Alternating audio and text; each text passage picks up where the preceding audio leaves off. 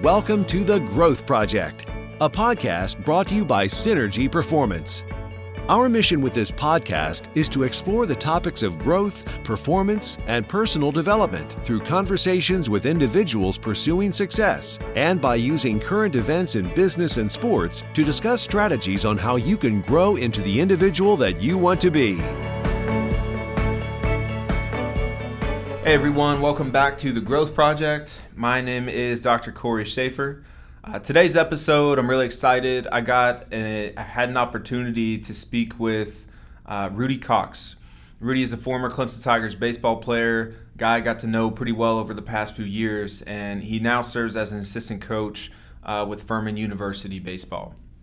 Our conversation, I'm going to ask Rudy to reflect a little bit on his time as a player and some of the things that he learned. What made him special, what made him so unique and such a great leader, and then also transitioning now into a role as a coach, how some of those lessons as a player have influenced the kind of coach that he is today. Since our July topic is growth mindset and mastery, we're also going to take a look at what growth mindset meant to Rudy as a player and now what that means to him as a coach. So listen in, I hope you enjoy. And thanks for tuning in to The Growth Project. All right, Rudy, so let's go ahead and get started. So where I wanted to start, I want to get to two major groups of questions, I guess. So one, your time as a player, and then two, your transition now into a coaching role. So let's start, though, for your time as a player. What I remember about you in the couple years that I got to spend just being around you and the Clemson baseball team was just your positive attitude, what you brought to the field every day, just great relationships with your teammates and your leadership skills. So what I want to know is, were those things natural for you, or were those some things that you had to develop over time? Yeah, so as far as the positive attitude goes, I mean, that's something that I was brought up in. That was what I was raised in my house. I can credit that to my dad, who, good, bad, or indifferent, he kind of never let you see what was, how bad or how good it was. But through everything, he was positive. So I kind of got that from him. And then as I got to school and got around some of my teammates, early on I played with, I think we got 3 or 4 or 5 big leaguers now that started when I was there throughout the course of my time, and just seeing how they go about their business. So I kind of took some things from them to add to what I thought was a good positive attitude. And then the relationships part of it, I think that's how life works. You build relationships with people, and then over time you cultivate those relationships, and you keep those relationships because those people are going to be your teammates for longer than 4 years. Right. The ones that you invest in, the ones that you put all the work in, with while you're at school, those are the ones that are going to be lifelong teammates, not just 4-year teammates. So those relationships are really important with me, not only just my teammates, but my coaches. Right. What about leadership? From a leadership standpoint, it's always been who I am. I carry myself in a confident way with the intent to lead. I want to bring people to my level, but I mean, you know it as well as I do. The thing that Clemson always uses is serve people's heart, not their talent. Right. And you can, if you hone in on that when you're trying to lead, things become a lot more natural. Yeah. And I think just from my personality itself, if you have a really positive outlook on things, you carry yourself in the right way, and you build relationships with a lot of people, it kind of forces you to lead. Because in order to grow a relationship, in order to be positive on things, good or bad, that takes a lot out of you. Yeah. There's a high standard with that. So I think just on the day-to-day, holding myself to the highest standard to be the best myself I can be, kind of, I don't know, formed its own way of leadership, I guess. So did you ever feel like it was something that you had to force on guys? Or it was just like, I'm going to kind of do what I do and hope almost that you're paying attention? I think you kind of pick your battles with those. Yeah. Obviously, you want to bring everybody to your level. But, the longer you play a sport, whatever it is, golf, baseball, football, basketball, there's going to be guys that, that whose thoughts are aligned with yours. There's going to be guys who's not. And some of those guys, you bringing them along may not be enough. At the end of the day, you want to invest your time, you want to invest your energy in the ones that think and are kind of the way you are, whose goals are aligned with yours. Now, that's not to say that the ones that you leave astray aren't fixable. Right.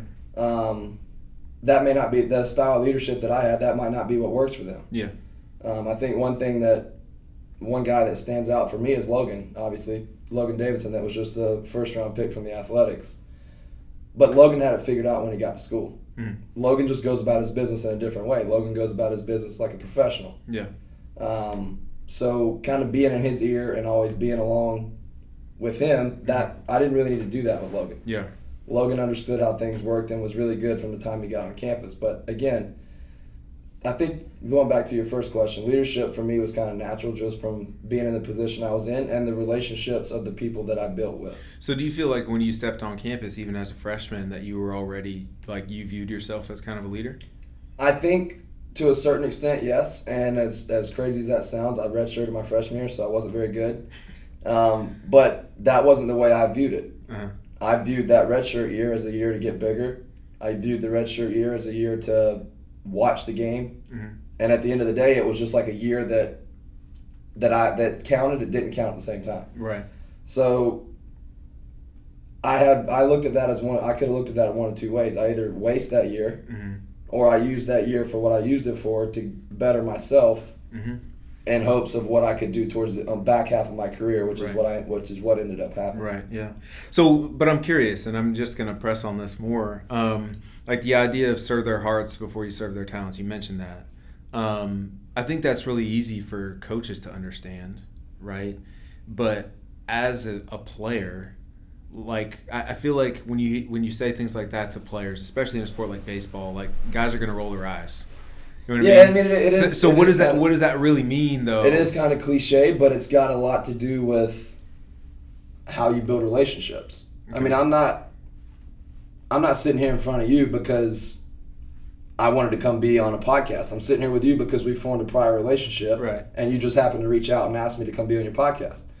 But at the same time, serving somebody's heart, whether they throw 90 miles an hour or they hit 15 homers a year, that has nothing to do with their heart. Mm-hmm. If you serve their heart, you're doing the right thing. Right. And I really believe that. And I'm that way off the field as well. Right. I think that's just part of life. If you treat people the way you want to be treated, in the end, things will come around for you. Okay. I got you. All right. So let's switch gears again. Sticking to your time as a player, I feel like I'd be doing myself a disservice if I didn't ask you about your mental game as a player. After all, that's what we do here. So give me some insight into your mental game. You know, what skills did you utilize, or, you know, what helped you kind of stay in the moment on the field? Like, what did you lean into as a player? In terms of helping me stay in the moment on the field, I was engaged on every single play. I played first base, but I made sure I knew what was going on in the other 8 positions. Mm-hmm. And when you feel like you've got a checklist in between each pitch to run through, you have to stay in that moment. Right. In terms of my mental game, listen, I failed so much when I was at school. And I mean, honestly, I told you I redshirted freshman year, so I wasn't very good my freshman year. Redshirt freshman year, I think I started maybe 7 or 8 games. So another year of failing, another year of learning how to deal with it. Redshirt sophomore year, I started every game, but still I didn't have the type of year I wanted to have. Mm-hmm. So then we go 4 years. Now we're four years into my career. Off to a good start. You know, I'm helping us win. Break my foot. So now I'm out 6 weeks for the big part of the season. Mm-hmm. I come back, same story. You know, I wasn't very good. So I had 4 years of not being good to learn how to handle things when things are going good. Right. And then honestly, my last season, I vividly remember telling myself, like, all right, chances of you getting to put on another jersey or wear cleats again after this year are slim to none. Mm-hmm.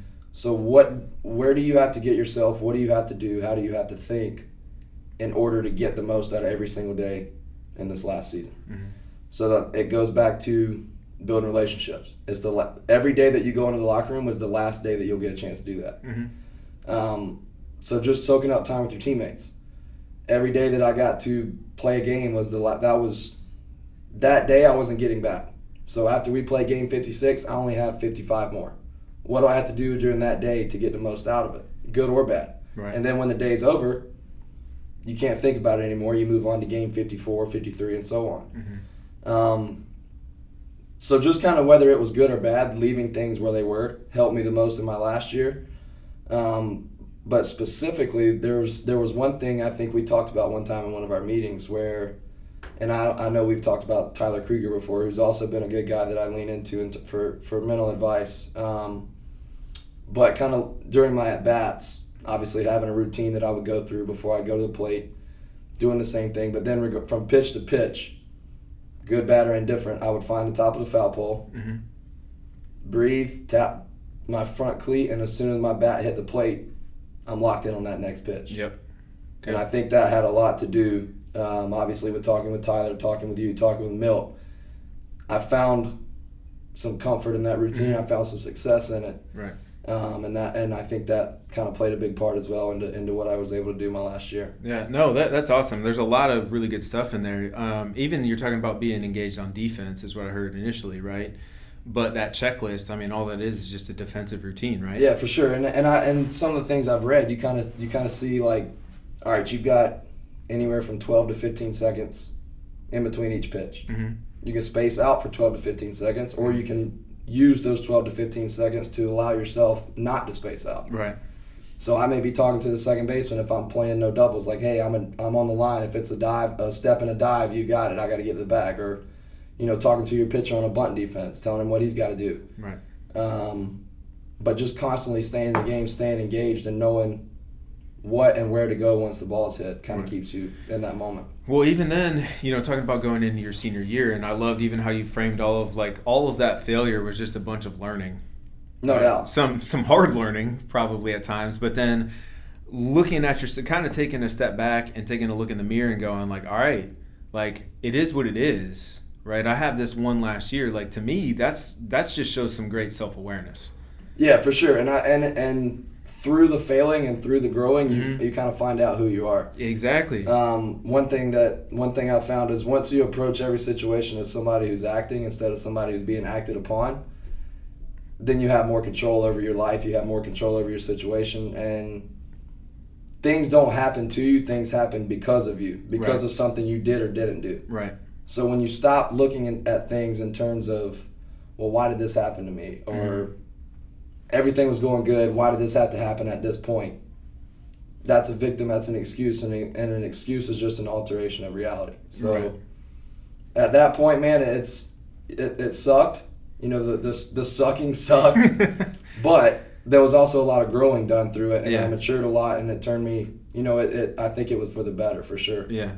And I'm sure that then went into a lot of the success that you had your senior year, and now even still, and we'll get to this, a little bit later, like the kind of coach that you are. For sure. Yeah. So do you feel like it took then until senior year for things to really start clicking for you on the field? I think things started to click my junior year. Junior fall and into the preseason of junior year, I think is when things really took off for me as a player. Yeah. Defensively, things took off for me in 2015. Okay. Now, I played a position to where there wasn't much. The gap between your defense and your offense, you don't need somebody hitting 230 playing first base. That's not going to drive the ball. Not going to drive runs in. Yeah. Which for the first 3 years of my career is what I did. But I always hung my hat on, again, the things that I can control, which are my attitude, the relationships that I build, the energy and the effort that I brought to the field every day. But unfortunately, they don't have a position on the field for good attitude or good energy. I got you. But I think things started to click for me beginning of my junior year. I was hitting, 320, 330. We had just come off a big series win against South Carolina at home. I played a big part in that on Sunday. And then the following weekend, we started ACC play with Boston College. And had a good game Friday night. We're going into Saturday, the 8th inning. I get hit in the foot. I remember this. Yep. And so I broke my foot. And now I'm back to kind of the position I was in true freshman year, mm-hmm. where I'm just watching and learning, except for this year counts now. Those 6 weeks are 6 weeks that I can do nothing about. Right. But it was during that time when I thought, all right, unless I come back after this injury and I'm superhuman. I don't think I'm going to have the opportunity to play this game after college. Mm-hmm. But I've done so much watching, I've done so much failing, and I've experienced some success through all that. Maybe coaching would be something I'd want to do. Okay. So once I redshirted my freshman year, I still wanted to graduate on time. And then beginning of 2016, I believe, Clemson created the master's program for intercollegiate athletic administration. Mm. So I thought, all right, well, if I graduate on time, I'll just start this my last year. Mm-hmm. So once I started that, once I got hurt, that was when I was like, maybe I could make a career out of coaching. That's something maybe I would be interested in doing. Finished playing, started grad school. Didn't really know if I wanted to coach, if I wanted to try to be a scout. I still didn't have everything figured out because I was so invested in those 4 or 5 years of being an athlete. But it was always kind of in the back of my mind. So I think, like I said, through the watching, through the failing, through the growing, I figured out, okay, I can still stay in this game in some way. Okay. So here's what I'm curious about, and these I have 2 questions that are similar to this, but as a player, okay, so put yourself in your coach's shoes. So whether that's Monty Lee or Bradley LaCroix, maybe once upon a time Jack Leggett, whoever your coaches were, what do you think it was like for them to coach you? It's a good question. All right, you've probably never thought about that before. I mean, I hope I was somebody that they could, count on through the good and the bad. Mm-hmm.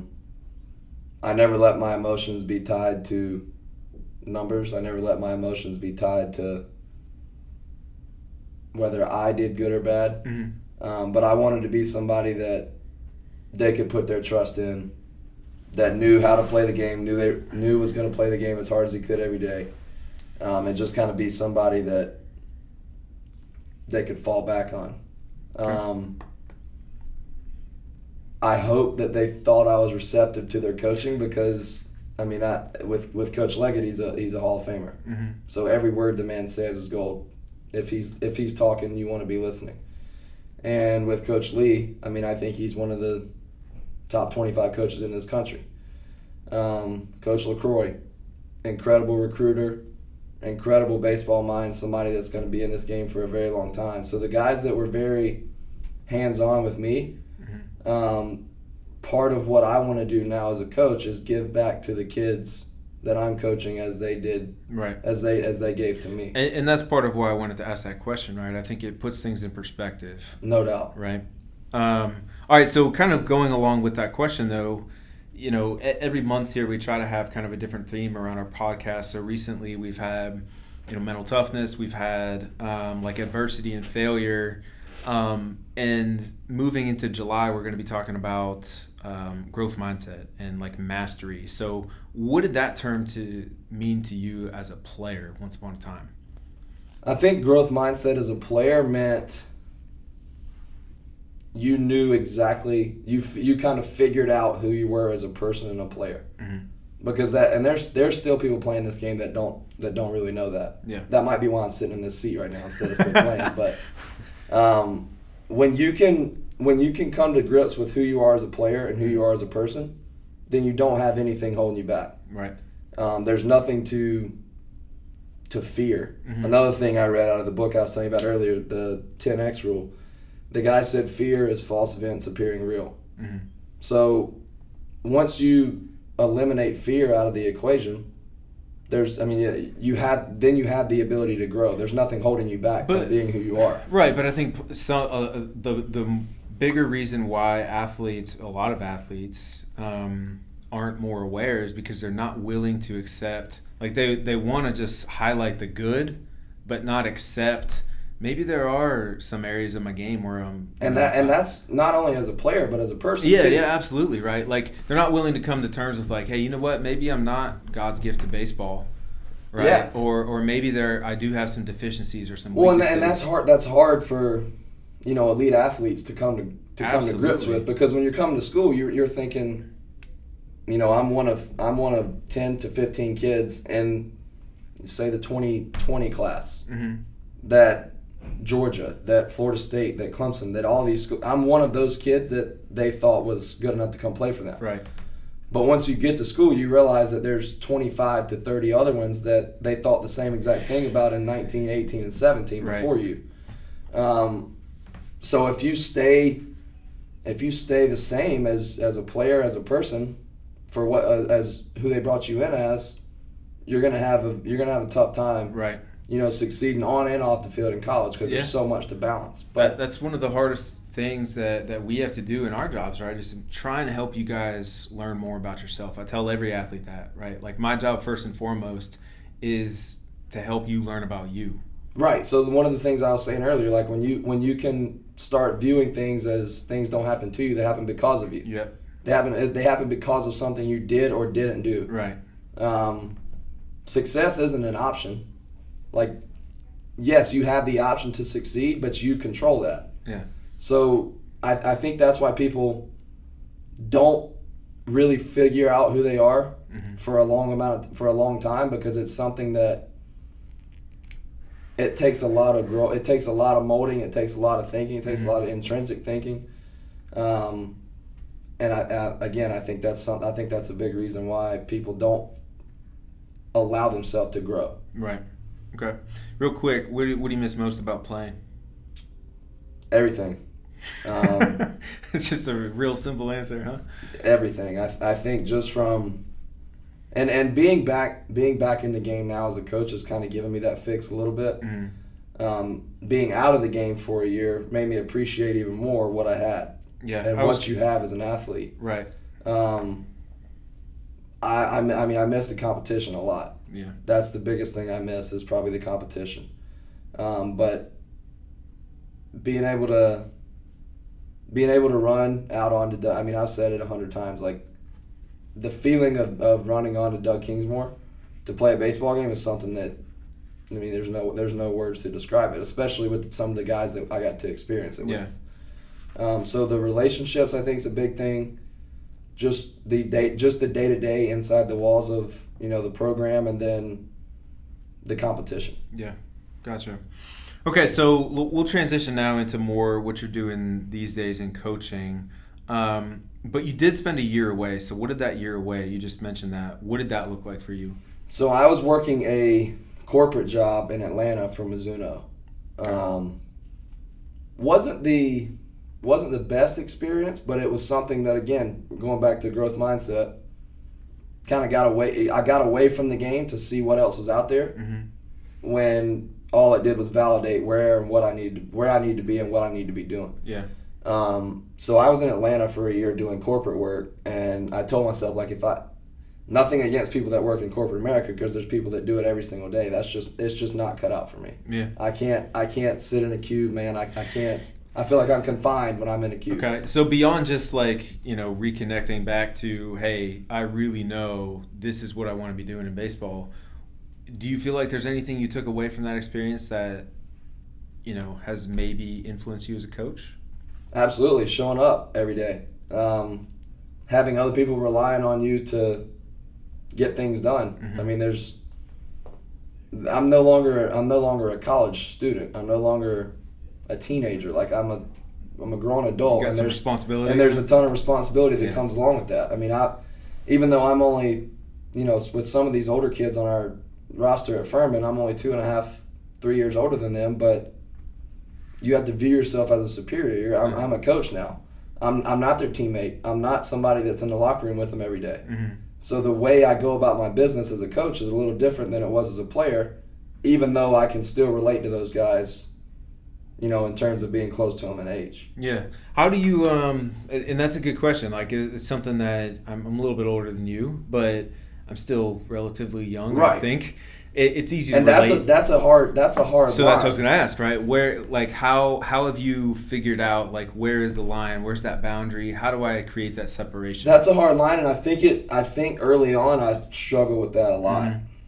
Because the only environment I knew was just being a player, right? Being a player and having, building relationships with teammates and being in that environment. But once I kind of figured out, all right, these freshmen, I'm 6 and some of them 7 years older than some of these kids. They are looking to you for guidance. They're looking to you for leadership. They're looking to you for answers, whether that be in baseball, whether that be in school, life, whatever. Right. It's still the conversations are still kind of the same, Mm-hmm. but the way you approach those conversations and kind of the not the maturity in which you approach them, but I guess the way you present it to them is probably a little different than it would have been from me, teammate to teammate. Right. Has that been one of the biggest challenges then? Because that was my next question. Is just what have been some of the big challenges in stepping into that coaching role? So learning where that boundary is. Right, learning where that boundary is in terms of you're not buddy, but you're still there to lighten the mood, bring a great environment, develop relationships. Right. Exactly. Create that positive attitude in those guys every single day.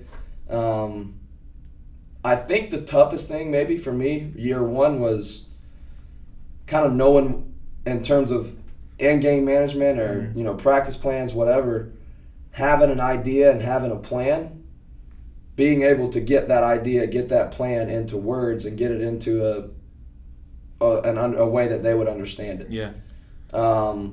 So I think one of the biggest gray areas in sports is the gray area between information and application. Yeah, so something that I get conceptually and I've been doing for years. Right. How do I communicate that?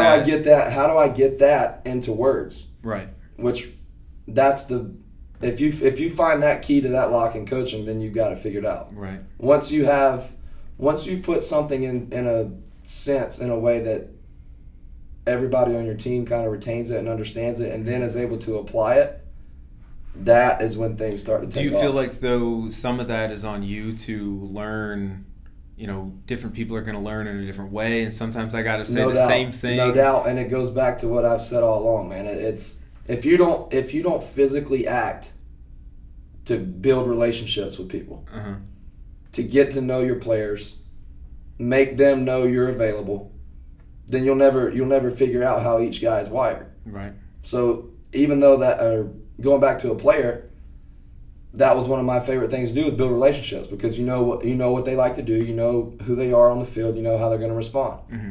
Same thing kind of applies as a coach. You want to get to know your guys good enough to where you know how to put something in context for them to understand it and then ultimately and most importantly be able to apply it. Yeah, and that's something I've had to learn that over the years as well, And when you start to understand which buttons you can press with each player, that's when you start to get more and more out of them. Yeah. Right? Okay. And then I think early on, too, I mean, I've always hung my hat on hard work. It's very cliche, but that's who I am. And if I commit to something, it's because I have a passion for it and it's because I'm very invested in it. Mm-hmm. And I think the guys early on saw that I had a commitment to them. I had a passion for them, for the game, for being at Furman, the opportunity that I got at Furman, and the transition was really smooth. Yeah. So in that sense, it was good. Okay. So then, how would you describe your coaching style? And I know maybe you're still kind of figuring that out, and I'm guessing that some of that is based on, again, what you've been saying all along, right? Relationships and having a positive attitude. But what would you add to that? Again, that took some time for me to kind of figure out too.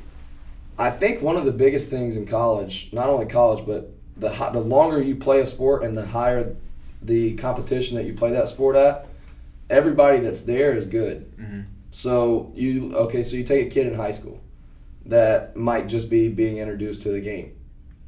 You're going to build him from the ground up. There's a lot of fundamentals that need to go into building that kid into being a baseball player, being a basketball player, being a football player. When they get to college, you as a recruiting coordinator, you obviously saw something or multiple things that you liked in that kid.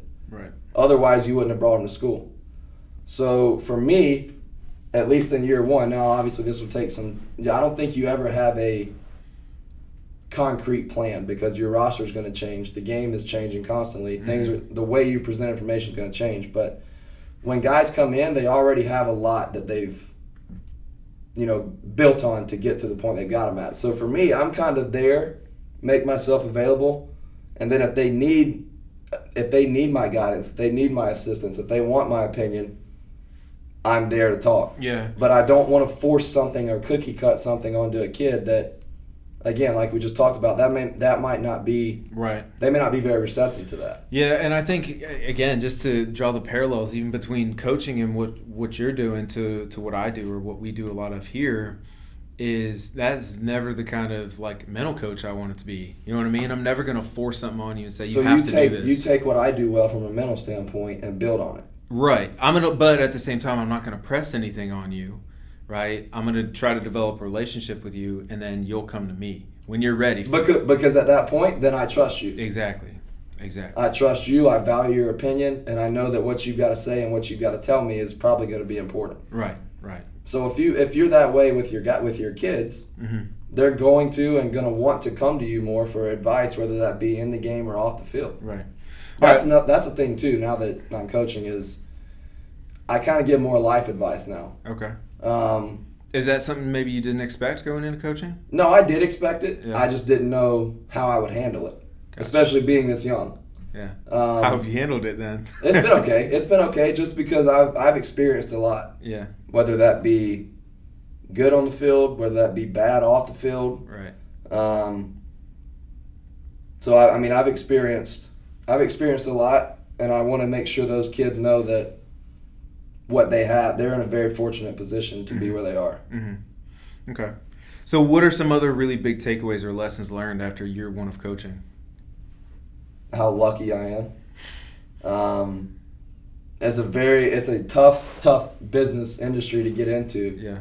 And I will credit the opportunity that I got to continuing to build relationships in the year that I was out of the game. Yeah. Staying in touch with people that were... So let's go back then, because some people might not know kind of the story there. So you're graduate, finish up your playing career, you spend your year in Atlanta, and then walk us through basically from there to where you are right now. Things were crazy there. Things were crazy. So that whole time I'm talking to, which the guy that hired me, Coach Harker at Furman, I never knew. I knew of Coach Harker, but he and I never met. So I'm talking to Coach Lee, I'm talking to Coach Leggett, I'm talking to Lee Croy, obviously the staff at Clemson, I'm in their ear a lot. But one person that was really key in helping me get to where I am is Taylor Harbin, who was our assistant coach at Furman, played at Clemson from 2004 to 2006, was a freshman All-American, played 7 or 8 years in professional baseball with the Diamondbacks. He was our student assistant at Clemson in 2015, so my redshirt sophomore year. He had just finished playing pro ball, came back to Clemson to graduate, and Coach Leggett hired him on as our student assistant. So he and I had a really good relationship. I was talking to him, making sure I stayed in his ear, like, hey, I really want to be back in the game if anything comes open. I don't care if it's ops, I don't care if it's volunteer, I don't care if whatever, bat boy, I don't care. Whatever I have to do to get back into the game, I'll do. Yeah. And so he texted me in May of last year and said that Furman's director of operations was taking another job and said he thought I'd be pretty good for it. So I drive up to from Atlanta. I drive to Greenville on a Monday, full suit, go meet with Brett Harker, the head coach at Furman. And then seriously, I walked in, his first time we met, and he said, "So you've got a real job, in Atlanta, right?" And I said, "Yes, sir." And he said, "If I were in your shoes, if I would have walked in my office with a suit on to interview for this job, I wouldn't take it."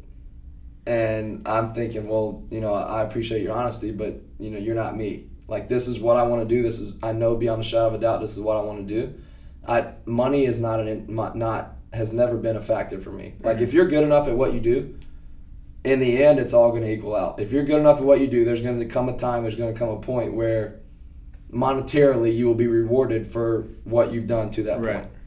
So money never has and never will be a deciding factor in something that I want to pursue. Well, so I was hired as Furman's director of baseball operations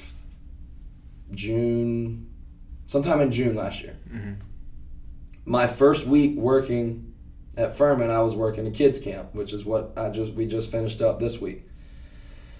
Coach Harker was given the job at Furman, the head coaching job, at the age of 31. So real quick, our staff is very young. Harker is the head coach, and he's the oldest guy on staff at 34 years old. Taylor Harbin's our recruiting coordinator, assistant head coach, and he's 32. Caleb Davis is our pitching coach, who's 30, and I'm 25. So we've got a very, very young staff, and like we talked about earlier, I think that's one of our advantages in terms of how we coach our kids. Is we understand what's going on in their lives, what they're dealing with.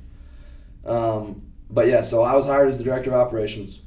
First week I'm working at kids camp. Again, like I said, if I have a passion and a commitment to something, I'm going to do everything I can do, everything in my power to make sure it's done right. Whether that's as ages 6 to 10-year-old camp, or we're going to play Clemson at Floor Field on a Tuesday night. Mm-hmm.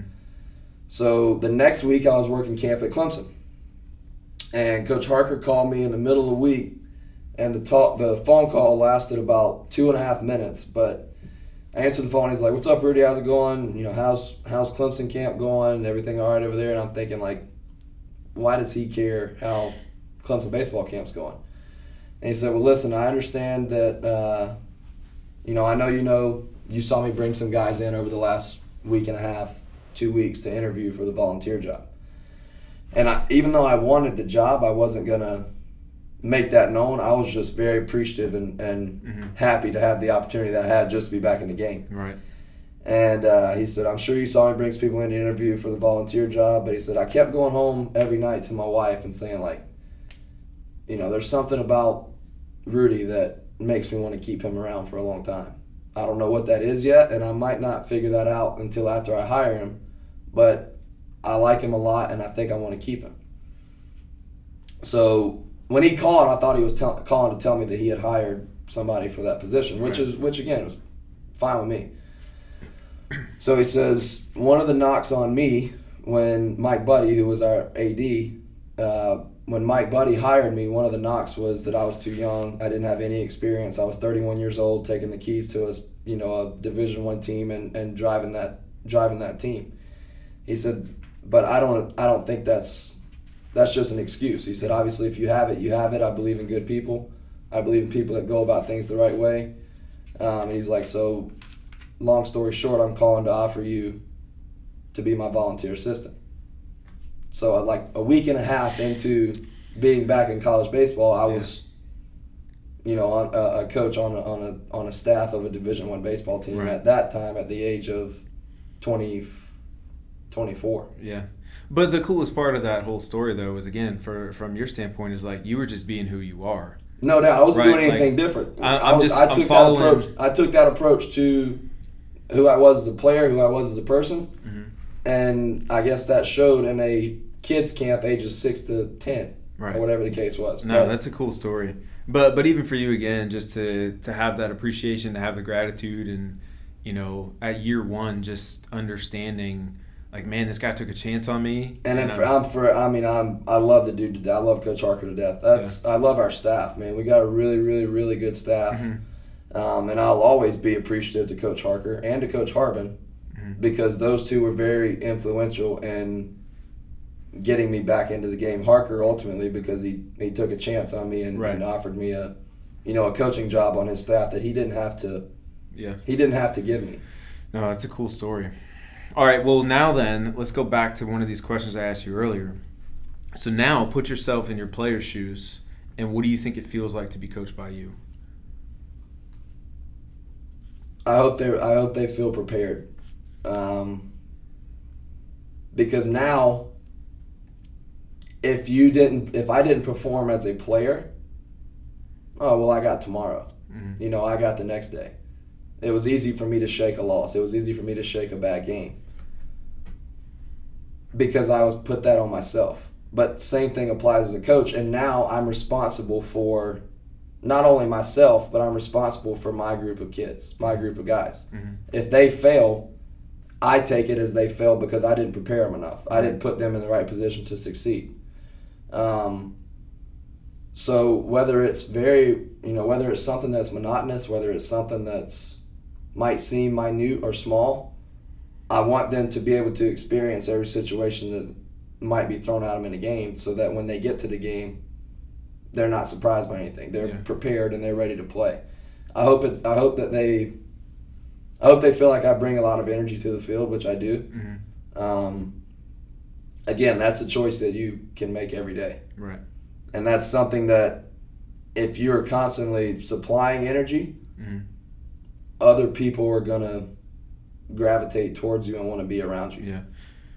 How about this? Do you want your players to feel, this is something I hear from coaches a lot, do you want your players to feel cared for? 100%. Right. And so here's the disconnect though, right? I've asked coaches this, like actually taken a poll of coaches anonymously, like if there was one word that you would want your players to describe you as, what would it be? And the common answer, or I asked them top 3 words. Common answer among every coach I asked was caring. Investing. But the disconnect is like you want them to feel that way, but what are you doing to make them feel that way? And there's usually a big gap. Yeah. Right. So again, as a you want them to feel the love that you feel for them. Right. You want them to feel prepared. You want them to feel But if you're taken just care of. But if you're just teaching them X's and O's, and if you're just getting on them for not upholding a standard or something, they're not feeling the love. No. Right. No, and that's part of building a culture too. Yeah. There's expectations in every program. Yep. So the kids that you're bringing in, you feel like fit the mold, fit the culture that you're trying to build. So that part of it, you kind of get, they kind of understand early on. Like, mm-hmm. we think enough of you to bring you into the culture that we're trying to build. So in that sense, they feel cared for there. But from a X's and O's standpoint, man, I think it's Coach Lee used this before, and he said you praise in person, praise in print, criticize in person. Hmm. So if you've got something good to say, that can be print, that can be tight, the media can use the good. If something needs to be worked on or something needs to be handled mm-hmm. in a negative way, that needs to be said in person to that right. person's face. Right. And then at the end of the day, Mike Martin said it, Coach Lee said it, Jack Leggett said it, Brett Harker said it. Any successful coach in this game, I'm not coaching because I wanted to put on a uniform again. I'm coaching because I love the game and I love being able to help and allow other kids to feel what I felt right. as a player. Yeah. So in that sense, I hope they feel the way I felt as a player, being coached by the question you asked earlier. I hope my players feel the way I felt being coached. Okay. So now then, again, go back to another question I asked you before. In terms of a coach now, what does the term growth mindset mean? How is that taking a different shape or different form? I mean, you even mentioned this earlier, right? And I'll throw this out there. You said, man, I do a lot more reading these days. Yeah, I do. Right. So how does that contribute? Like, why is that? Because I'm trying to be the best myself I can be, because again, I've got 35 guys that I'm responsible for now. Mm-hmm. And that's every single year. That's every single day. So you want to give yourself the best, I don't know a good way to put this. You kind of want to give yourself as many different outlets, as many different sources of good information, mm-hmm. to help better yourself so that you can better them. Right. Well, that's the epitome of growth mindset, though, right? It's like, great, I played baseball at a high level for 5 years, but that doesn't mean that I have the game figured out. There's going to be a kid that we bring in 2022, 3 years from now. He doesn't care where I played. Right. He doesn't care what I did in college. Right. He just sees me as his coach. If I'm going to continue to get better, then I got to find that knowledge somewhere. Exactly. Right. Yeah, so like I said, those kids they care, but at the end of the day, they don't care. Like, I'm there for them. I'm not there because I had a good career at Clemson. Like, It helped. It helped get me to the position that I'm in. But I don't do that anymore. That's not who I am. Right. It just was another step to get me to where I'm at. So the shift goes from being the best player that I can be to I want to be the best coach that I can be.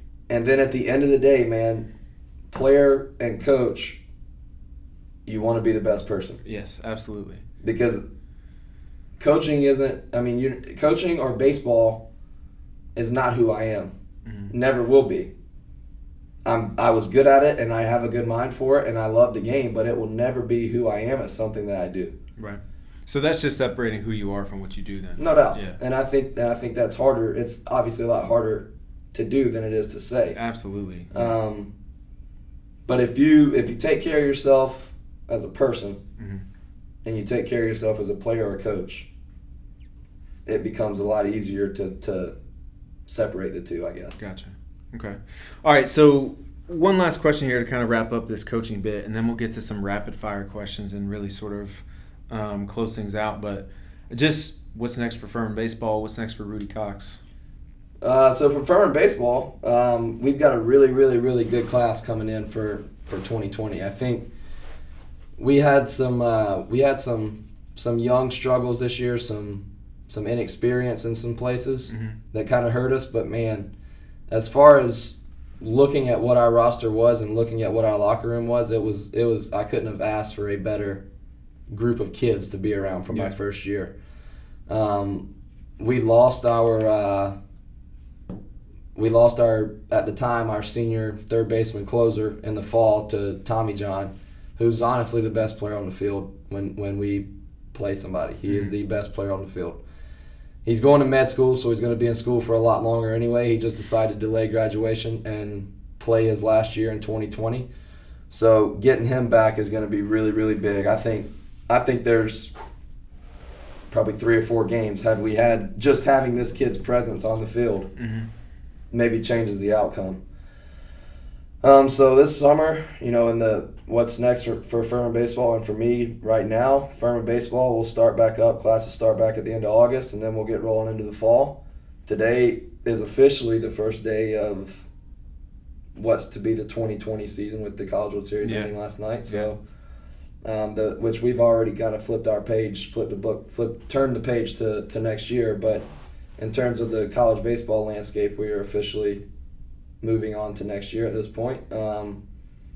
We have a mantra at Furman, 1076. 1076 is a number of miles from home plate to Omaha at Furman. So that's part of the culture we're trying to build. And as far as that being, people looking at that maybe being a little too ambitious, well, if you set your goals too low or you set your goals something not high enough, then you never know what you could accomplish if you accomplish something that's short of that. So I think it's a great mantra we have, a great kind of thing for our guys to align with, and we are we have already brought in kids who fit that mold. Yeah. So we're really looking forward to 2020, and I'm excited to see what, for myself, what year 2 has in store. Cool. All right, let's wrap up with some rapid fire questions. I didn't prep you for these, so we're just gonna see what comes to mind. These are easy. Favorite sports team ever? Oh man. Favorite sports team ever? Clemson 2016 football team. Really? All right, what about professional sports team? Atlanta Braves. Braves. All right. Favorite baseball player ever? Ken Griffey. Really? Griffey. Maybe. All right. Favorite non-baseball athlete? Brooks Koepka. Really? I love Brooks Koepka. Why? Tell me more about that. So I've gotten into golf a lot lately. Yeah. We gotta hit the links, brother. He is somebody that's a killer. And I think his success that he's had over the course of the last 2.5 years has helped shape the way he is now. Yeah. I heard him say something the other day where he was like, early on in my career, I was thinking about, I just wanted to make cuts. Mm-hmm. I saw this. And then he said, I started making more cuts.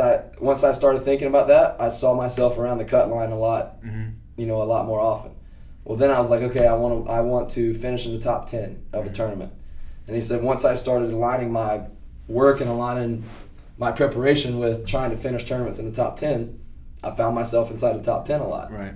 He said, then I got to a point where I had experienced some success over a long course of time, and I got to where I wanted to win a golf tournament. And he said, once I started aligning my goals, aligning my thoughts, aligning my energy and actions with winning a golf tournament, I found myself at the top of the leaderboard a lot. Yeah. Well, then he wins a major, and dude, he wins at Erin Hills for his first major in the 2016 U.S. Open. Yeah. Follows that up, wins the 2017 U.S. Open, and he won the PGA in 2017, beating Tiger in the PGA. Last year, that was last year. This year he goes runner-up at Augusta, wins the U.S. Open, runner-up at Pebble just now. Mm-hmm. So the run that he's on is incredible, and I love his demeanor on the course. I love how far he hits the ball. He swings Mizuno irons, so I've got a kind of a tie to him in that sense from working for Mizuno. But yes, my favorite baseball. No, that's good. I had to press on that a little bit. That's cool. All right, most impactful book you've ever read?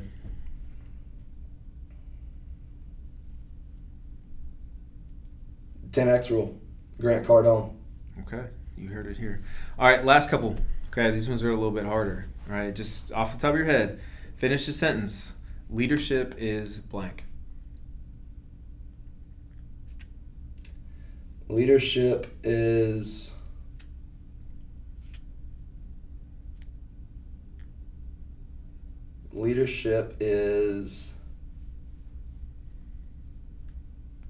wow. We don't have all day. Leadership is tough. I mean, I don't know. Okay, what if we change it to coaching? Coaching is about your players. Okay. Coaching is about the kids you coach. That's what it is. When in success, it's for them. They get every bit of the credit. You want it to be about them. And when you lose, when things don't go well, coaching is about leading and taking the blame and allowing those kids to just play. Right. And you heard that a lot. You brought up earlier, like Mike Martin, right? And to hear him say hey, the one thing I do want people to remember about me is just that it was all about the players. It was always about the players. Yep. Which is pretty cool. So, all right, Rudy, I appreciate the time, man. I thought this was awesome. Thanks for being on here. In a couple years, when you're rising up to coaching ranks, we'll do it again. How about that? Yes, sir. I appreciate it, Cory. Thank you, man. If you're interested in learning more about what we do, visit our website at synergyperformancesc.com. Join us next time for more relevant topics on The Growth Project.